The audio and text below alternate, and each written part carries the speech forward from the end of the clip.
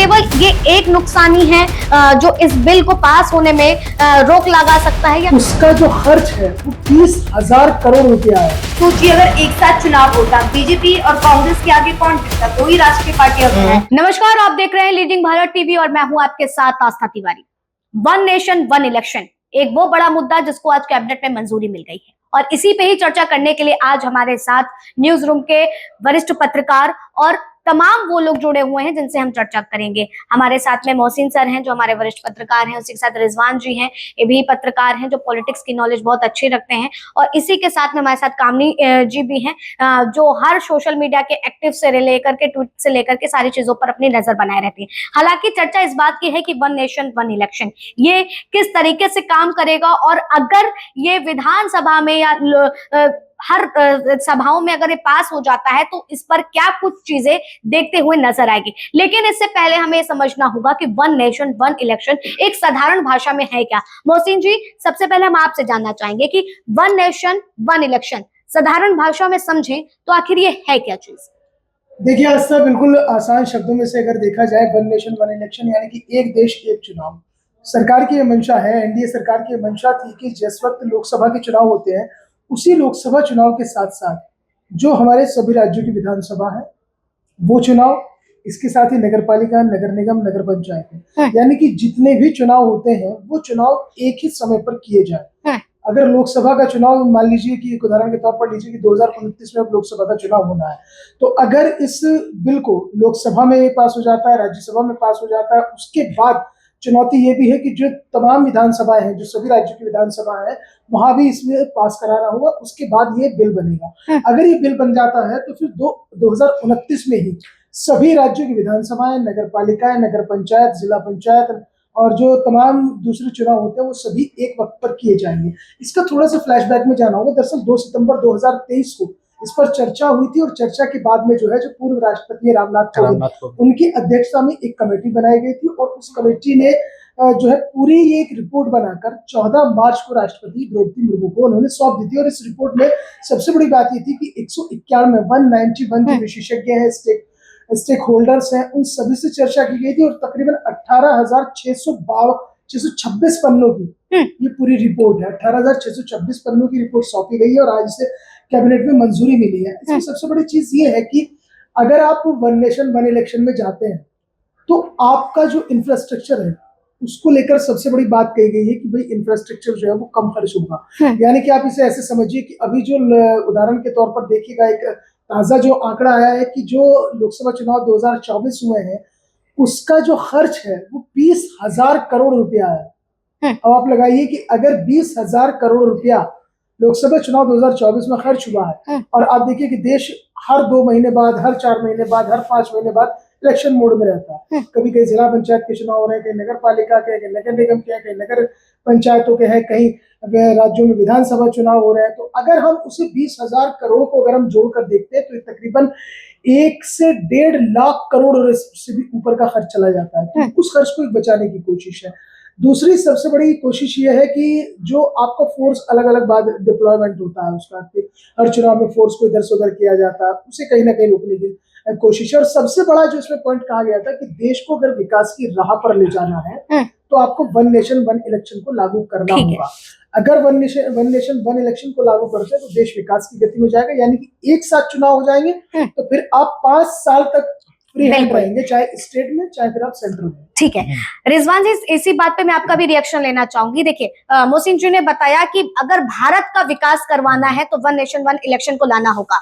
प्रधानमंत्री नरेंद्र मोदी का 2047 तक भारत विकसित का विजन है और वन नेशन वन इलेक्शन अगर लागू होता है, पारित होता है, तो क्या कुछ इसके फायदे रहेंगे और कितना ये भारत को विकसित यानी कि 2047 के विजन को पूरा करने में लाभ देगा? देखिए, फायदे तो यकीनन फायदे हैं, इसीलिए इस बात को आगे बढ़ाया जा रहा है, इसीलिए इस बिल को लाया जा रहा है कि फायदे हैं। लेकिन फायदे के साथ साथ हमें इसके नुकसान भी देखने होंगे, क्योंकि फायदे की सब बात कर रहे हैं, ज्यादातर लोग नुकसान की बात नहीं कर रहे। सबसे बड़ी बात है, जितनी भारत में राजनीतिक पार्टियां, खासकर क्षेत्रीय पार्टियां हैं जो क्षेत्रीय की राजनीति करती हैं, जैसे उत्तर प्रदेश में समाजवादी पार्टी होगी, बहुजन समाज पार्टी होगी, राष्ट्रीय लोक दल हो गई, या मध्य प्रदेश में गोंडवाना गणतंत्र पार्टी होगी, या तमाम जितनी पार्टियां क्षेत्रीय पार्टियां, इनकी राजनीति में खासा फर्क पड़ेगा। क्योंकि जो क्षेत्र की मुद्दे होते हैं, जो क्षेत्र राज्य की स्थिति होती है, जो राज्य की राजनीति होती है, वो क्षेत्रीय पार्टियां अच्छी करती हैं अगर हम कंपेयर करते हैं राष्ट्रीय पार्टियों से। क्योंकि अगर राष्ट्रीय चुनाव के साथ एक साथ ही चुनाव निपट जाएंगे तो क्षेत्रीय पार्टियों की जो स्थिति है उनमें खासा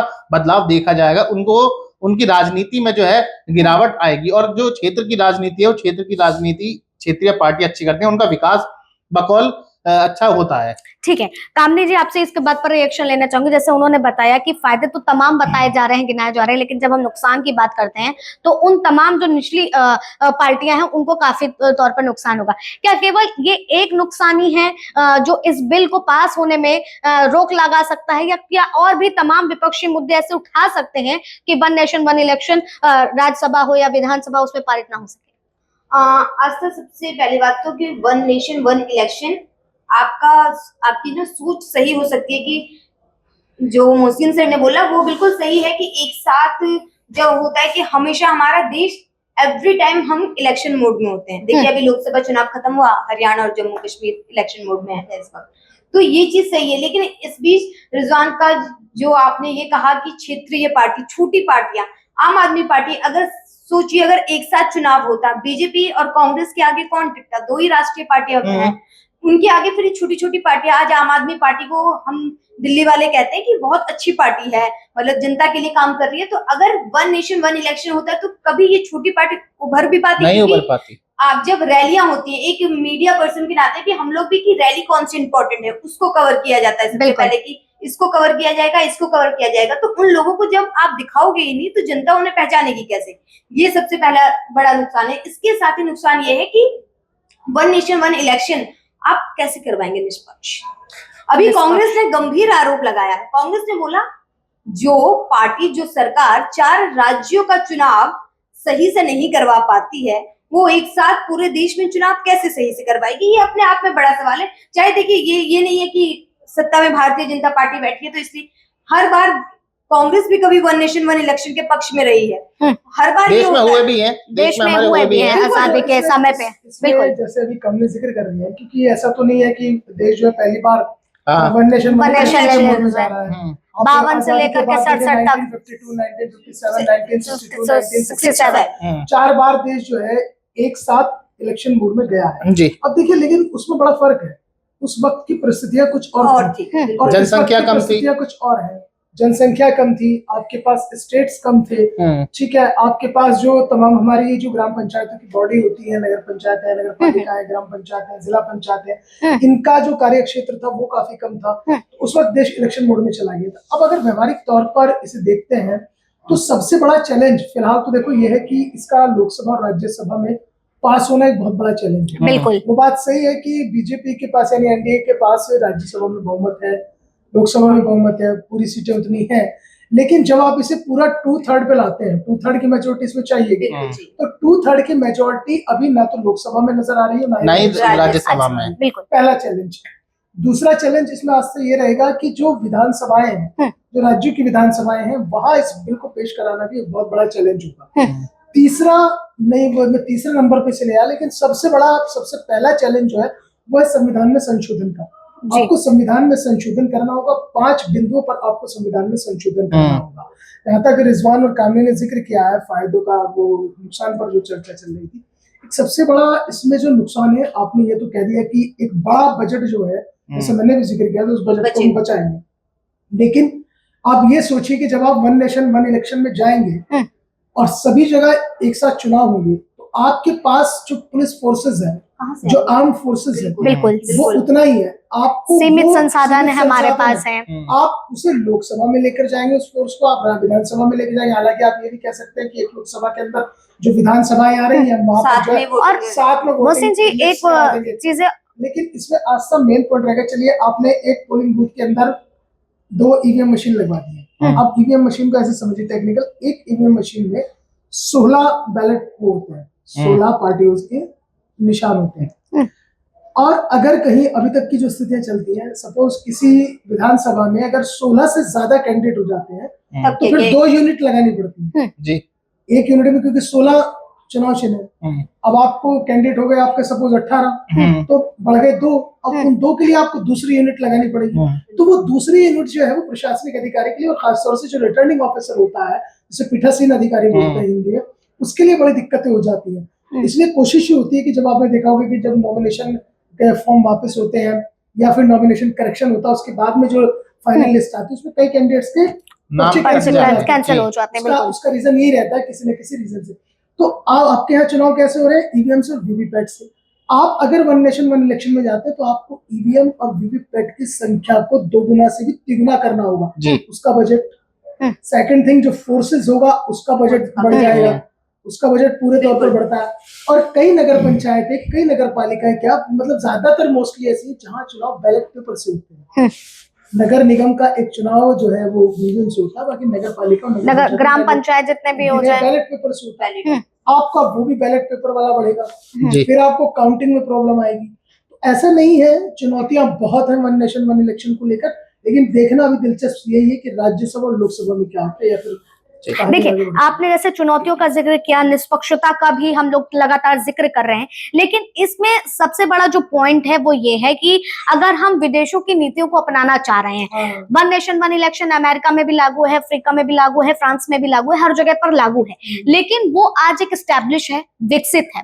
अगर हमारे पास जैसे संसाधन की भी बात आई, अगर हम वन नेशन वन इलेक्शन जब हम विकसित हो जाए उसके बाद अगर लागू करें तो कितना फायदेमंद रहेगा, जितनी अभी हमें चुनौतियों का खास करके जो सामना करना पड़ेगा। इस पर आप क्या नजर रखते हैं? देखिए, हाँ बताइए, देखिए आप ही बताइए कामनी जी। 1967 में जिस तरीके से उससे पहले तक वन नेशन वन इलेक्शन था, उसके बाद ये अलग अलग क्यों हुआ, कि ये डिवाइड क्यों हुए? इसलिए हुए क्योंकि देश का विकास हो रहा था, देश को पहले राज्य गठित हुए, ऐसे में एक साथ में चुनाव करवाना मुश्किल ही नहीं नामुमकिन दिखा गया। इसीलिए हम इस मोड में हैं, क्योंकि देखिए हम तुरंत आजाद हुए थे, हमें नहीं पता था, लोकतंत्र धीरे धीरे स्थापित कर रहे थे हम लोग। उस वक्त हमने देखा कि अमेरिका में एक साथ चुनाव होता है तो हम भी करवाते हैं, लेकिन धीरे धीरे जब हमने अपने देश को, हमारा देश डेवलप होने के लिए आगे बढ़ता गया, तो फिर हमने देखा कि यहाँ पर एक साथ चुनाव नहीं हो सकता है। इसीलिए हम इस मोड में आए। ये नहीं कि हमारे देश में हुआ नहीं, जैसे मोहसिन सर ने बताया हुआ था।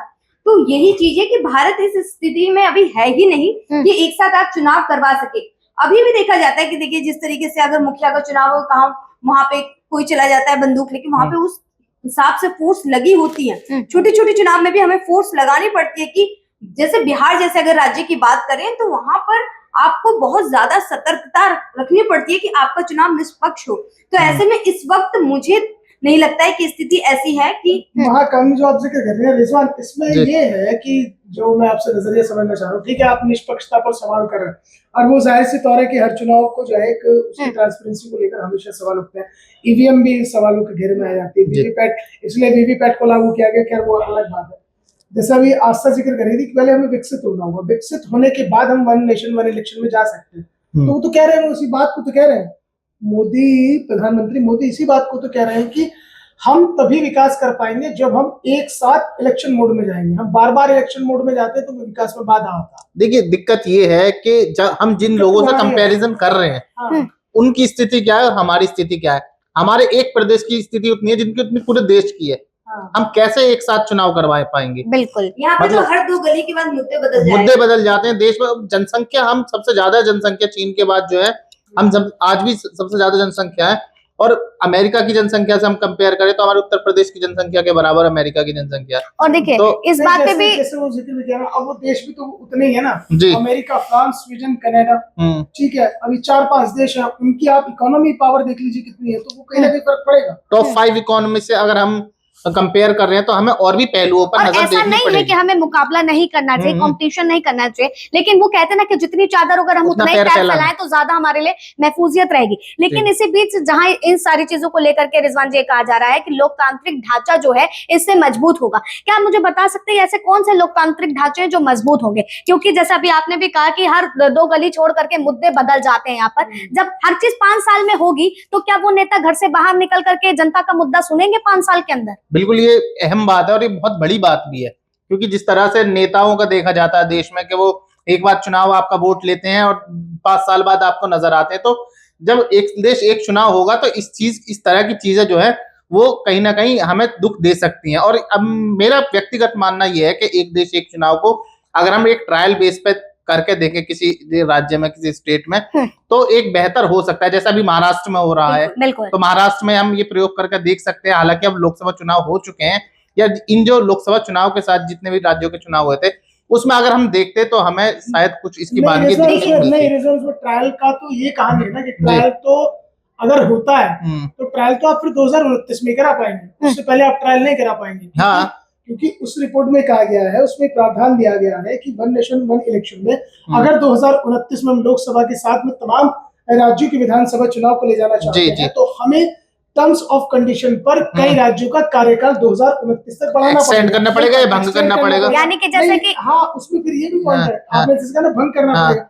अगर आप भंग करते हैं, अगर आप किसी राज्य की विधानसभा को भंग करते हैं या नो कॉन्फिडेंस मोशन लेकर आते हैं तो फिर सवाल ये है कि फिर आप वन नेशन वन इलेक्शन के क्रम को कैसे लागू कर पाएंगे। बिल्कुल इस क्रम इसमें एक पेच ये भी है, अगर वो ब्रेक हो जाएगा। जी अगर बीच में किसी ने अपना समर्थन वापस ले, क्योंकि गठबंधन की सरकार ज्यादातर हमारे राज्यों में बनती है, तो आप उस चीज को किस तरह से टैकल करेंगे। और ये जो वन नेशन जिस तरीके से आपने बोला कि महाराष्ट्र को लेकर अभी देखते हैं, वन नेशन वन इलेक्शन से सरकार का पैसा बचेगा लेकिन जनता का नुकसान है।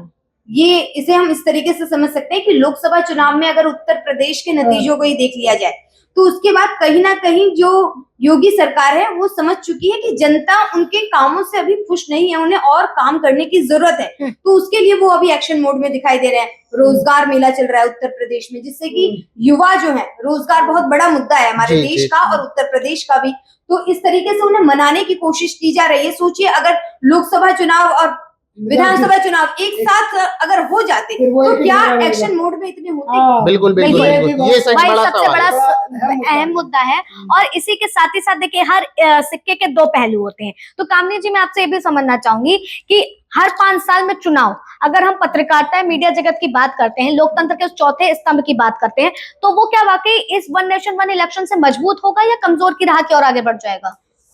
आस्था इधर पत्रकारिता देखिए, स्टूडियो में बैठ के बोलना या न्यूज रूम में बैठ के बोलना अलग होता है, लेकिन जमीन पर जो कहते हैं ना कि रिपोर्टर जो होता है, रिपोर्टर असली खबर आपको ला कर देता है।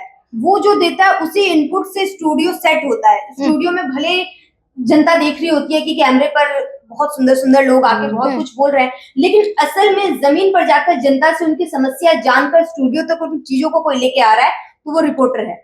लेकिन रिपोर्टर खुद इंतजार करता है कि चुनाव आएंगे तो चुनाव कवर किए जाएंगे, लेकिन जब एक साथ ऐसे चुनाव होंगे तो एक साथ रिपोर्टर के पास काम आएगा, लेकिन उसके बाद फिर सालों भर कौन उनकी रिपोर्टों को देखेगा, क्योंकि जो नेता है वो तो बस इलेक्शन टाइम में आएंगे। देखिए जब इलेक्शन का टाइम होता है तमाम नेता वो आपके पास आएंगे, बाइट देंगे कि जनता उन्हें सुने, लेकिन जैसे इलेक्शन खत्म हो जाता है ज्यादातर का काम है वो एसी रूम में जाते हैं, रेस्ट करने लग जाते हैं। तो ऐसे में रिपोर्टर को भी जब वो नेता नहीं मिलेंगे तो रिपोर्टर भी किनसे सवाल करेंगे, निश्चित तौर पर अभाव होगा। ठीक है, आखिरी सवाल मोहसिन जी लेंगे, फिर उसके बाद हम इस चर्चा को खत्म करेंगे। देखिए वन नेशन वन इलेक्शन विरोधियों के दल से पूरी तरीके से यही बात कहते हुए नजर आ रही है, जिसकी लाठी उसकी भैंस। किस तरीके से इसको देखा जा सकता है? देखिए ये तो अभी आप इसे इस तरह से समझ लीजिए कि जिस तरह से विपक्ष के तमाम नेताओं ने इस पर अपना बयान जारी किया है वन नेशन वन इलेक्शन पर कि जिसकी लाठी उसकी भैंस, क्योंकि अभी जो है बहुमत में है सरकार, इसमें कोई दो राय नहीं है, क्योंकि इधर नीतीश कुमार उधर चंद्रबाबू नायडू के समर्थन से सरकार चल रही है, केंद्र के प्रधानमंत्री नरेंद्र मोदी अपना काम कर रहे हैं। तो ऐसे में ये केवल कैबिनेट में तो पास हो गया, अभी उन्होंने फौरी तौर पर बयान जारी कर दिया है, लेकिन अगर हम जिस वक्त की रिपोर्ट आई थी, जब मार्च में रिपोर्ट आई जिस पर इस पर चर्चा शुरू हुई, फिर रामनाथ कोविंद की अध्यक्षता में बैठक घटी थी, तभी से लगातार इस पर बयानबाजी चल रही है वन नेशन वन इलेक्शन को लेकर, और विपक्ष के तमाम राजनीतिक जो दल है वो इस पर अपना रुख बिल्कुल साफ कर चुके हैं। वो नहीं चाहते कि वन नेशन वन इलेक्शन में जाया जाए। उन्होंने कहा है कि देश के साथ धोखा हुआ, इससे इंफ्रास्ट्रक्चर का खर्चा और ज्यादा बढ़ेगा। जो पूर्व वित्त मंत्री है पी चिदम्बरम, उन्होंने तो बाकायदा अपना बयान जारी किया था कि आपके लिए सबसे बड़ी चुनौती तो यही होगी कि आप संविधान में संशोधन कैसे करेंगे, आपको संशोधन करने के बाद कैसे उस बिल को पास कराएंगे, क्योंकि आपके पास न तो राज्यसभा में और न ही लोकसभा में पर्याप्त संख्या है। तो इससे आप ये तो समझ लीजिए कि भले ही उन्होंने अपने पहले बयान में कह दिया कि जिसकी लाठी उसकी भैंस, जवाब तो बाद में देंगे। जब राज्यसभा में आप बिल लेकर आओगे, आप लोकसभा में बिल लेकर आओगे, उसके बाद जवाब देंगे। तो मुझे ऐसा लगता है कि कहीं ना कहीं विपक्ष जो है वो अपने स्टैंड पर कायम रहेगा।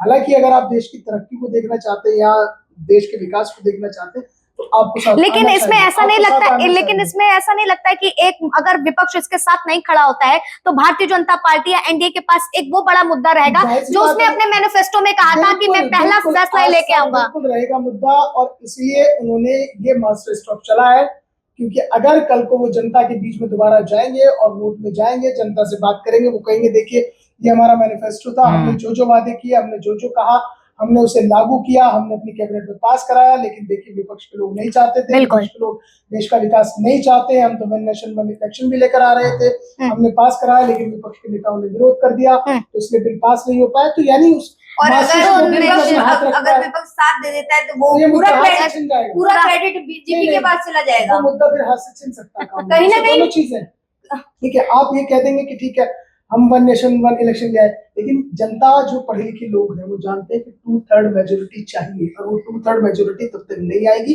जब तक कि विपक्ष के राजनीतिक बिल्कुल, दल इस मुद्दे के साथ नहीं होगी। ठीक है, तो बिल्कुल यहाँ पर देखिए साफ तौर पर इस मुद्दे पर तो चर्चा का सारांश जो निकल करके आता है वो यही आता है कि चित भी तुम्हारी पट भी तुम्हारी। हालांकि अब ये देखना होगा कि क्या वाकई विधानसभा और राज्यसभा में वन नेशन वन इलेक्शन पास होता है या नहीं। जितने इसके फायदे हैं उतने ही इसके नुकसान है, क्योंकि हर सिक्के के दो पहलू होते हैं। हालांकि जब ये लागू होता है, अगर होता है तो कितना भारत को विकसित करने में आगे बढ़ता है, ये देखने वाला विषय रहेगा। फिलहाल तब तक के लिए आप बने रहे लीडिंग भारत टीवी पर और हमें दीजिए इजाजत।